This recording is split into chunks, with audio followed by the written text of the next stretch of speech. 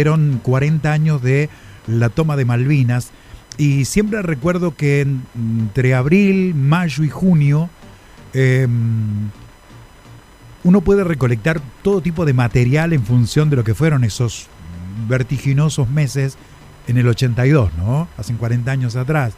Abril, mayo y junio fueron 3 meses donde las noticias sobre Malvinas, hasta que no vino el momento de la rendición final y todo lo demás, fueron 3 meses prácticamente llenos de información, y con el paso del tiempo fuimos descubriendo cosas realmente, y hasta en algunos casos impensadas, y que inclusive han dejado mantos de sospecha con el paso del tiempo.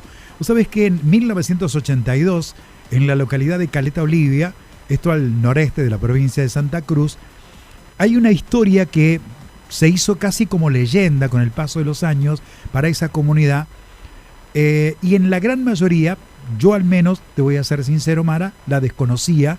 Tuvo que googlearla un poco y buscar un poco la explicación con los que de alguna manera escribieron sobre ello, porque en la guerra de Malvinas cae un helicóptero.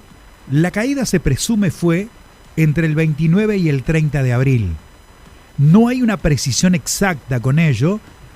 Se lo encuentra por esa fecha, por el 30 de abril, pero esto podría haber sucedido horas antes de iniciarse ese día.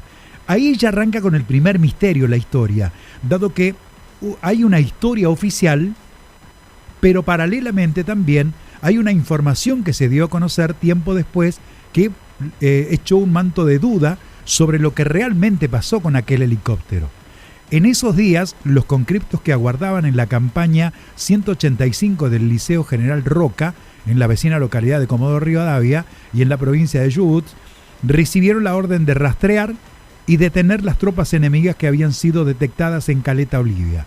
Fue así, y ante la posible presencia de soldados británicos, según lo que comentaron los propios conscriptos, se trataba de 12 comandos que habían desembarcado al norte de Santa Cruz en distintas lanchas.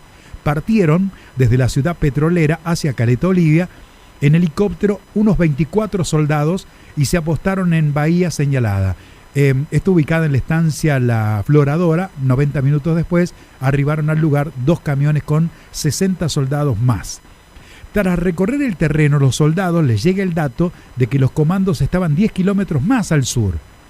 Entonces, en ese momento, decidieron retornar a Comodoro Rivadavia para agudizar la misión y organizarla de este modo, y allí se decidió que se iban a dividir en 2 partes. Es decir, iban a utilizar 2 naves, 2 helicópteros. Uno que bordeara la costa, que es el helicóptero 419, mientras que otro lo recorrería siguiendo la ruta 3, que es el helicóptero número 444. Según cuenta quienes vieron esa secuencia, en ningún momento pudieron establecer comunicación con el 419. El 414, en tanto, tuvo que desviar camino hacia el mar por la densa niebla que había en el lugar, que impedía ver con claridad. Tras llegar a destino, este último, y no tener novedades del otro helicóptero, decidieron volver al liceo, y como el 419 tampoco estaba ahí, decidieron dirigirse a la comisaría para declarar en emergencia a la otra aeronave. Y mientras estaban en la dependencia policial, un lugareño llegó con lo que el mecánico del liceo identificó como un tanque de nafta de otro helicóptero. A partir de ahí, comienza la investigación, se trasladan a un lugar.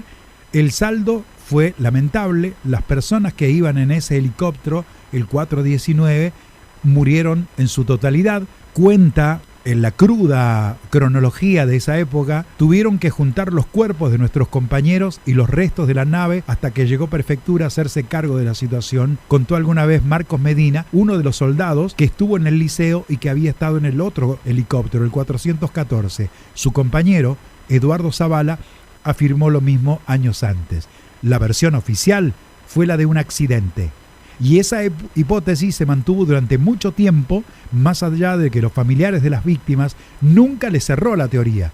Y tampoco al mecánico del liceo que, al ver cómo habían quedado desparramadas las partes del helicóptero, atribuyó la caída a un ataque. Una similar hipótesis esbozó uno de los buzos que participó del rescate del helicóptero y de los cuerpos, que consideró que a partir de los pedazos chicos que habían quedado, en comparación con otros accidentes, la caída de la nave la habría ocasionado un tercer elemento. Al no haberse hecho el peritaje correspondiente, no hay ningún estudio de ello, ni oficial ni extraoficial, fíjate vos qué desorden en aquel momento, que pueda de alguna manera afirmar a ciencia cierta qué fue lo que pasó con ese helicóptero 419. Para sumar otro dato curioso a esa situación, es que se dio a conocer que en marzo de 1983 el Poder Ejecutivo emitió un decreto, el 577, mediante el cual se le otorga a los tripulantes del helicóptero la medalla de muerto en combate. Pero si todavía no sabían cómo había caído el helicóptero, ¿cómo pudieron afirmar que habían muerto en combate? Y a partir de ahí crece la incógnita de aquel accidente. El 30 de abril de 1982 ha pasado desapercibido a lo largo de la historia, y es verdad, y quienes fueron parte del Liceo de Comodoro Rivadavia recuerdan a sus compañeros y lanzan una ofrenda floral al mar para homenajearlos todos los años. Pero ya casi sobre los 40 de aquel siniestro, nunca hasta ahora se confirmó realmente ¿qué pasó con ese helicóptero? ¿Cuál es la verdad de la caída de ese helicóptero? ¿Fueron fuerzas británicas? ¿Fue un accidente? ¿Tuvo algo que ver el ejército argentino o alguna fuerza nacional en aquel hecho? Todo es una incógnita y nadie puede, hoy por hoy, afirmar algo. Pedro Aguiar, que es un conocido amigo de la casa y que permanentemente siempre nos envía audios, mensajes, sí, y que estuvo en zonas de combate junto con un grupo de compañeros allí en el sur, cuenta su testimonio. En realidad, él lo que hace es, de alguna manera, contar y recordar aquel hecho. Pedro lo tiene bien claro esto, ¿no? Totalmente, y es por ello que ahora lo vamos a escuchar, y esta es la parte de la historia, de nuestra historia, también de aquí de Argentina. Muy buenas tardes, Mara. Un gran saludo para vos, Roberto, para el equipo de la radio y para toda la audiencia. Mi nombre es Pedro Aguiar, perteneciente a Concertación Tobas. Hoy, en conmemoración de una fecha tan particular y tan cara a nuestros sentimientos, recordamos que mañana 30 de abril se cumplen 40 años del derribo del helicóptero en la provincia de Santa Cruz, en Caleta Olivia y Puerto Deseado. Allí es derribado el helicóptero y mueren 10 compañeros nuestros. Yo brevemente voy a relatar lo sucedido. Hoy, 29 de abril de 1982, tienen la información de que se detectan gomones y el desembarco de ingleses. Entonces se hacen los patrullajes vía terrestre y vía helicóptero, vía helitransportados, donde 20-15 horas salen a patrullar, pero no detectan a los gomones. Entonces al otro día 30 de abril, a primeras horas de la mañana, hacen el mismo recorrido para poder localizar aquellos gomones, pero lamentablemente uno de los helicópteros es derribado en misión de combate y allí donde mueren 10 compañeros nuestros, dejan la vida por la patria. Sus restos del helicóptero fueron diseminados aproximadamente 300 metros, así que imagínense lo que quedó de aquellos soldados que iban allí en el helicóptero. Es por una fecha muy, muy triste para nosotros recordar todos estos momentos, pero creo que ustedes tienen el derecho de saber todo lo sucedido en el conflicto bélico del Atlántico Sur por la recuperación de Islas Malvinas. Agradecerle a la radio, a Mara, a Roberto, esta gran posibilidad. Y comentarles también de que los 17 caídos que tenemos en las bases aeronavales, donde se atacaba la flota británica, esos 17 hombres que dieron la vida por la patria, son reconocidos como veteranos de guerra por ley nacional, pero aquellos que estuvimos al lado de ellos, lamentablemente todavía no somos reconocidos como veteranos de guerra.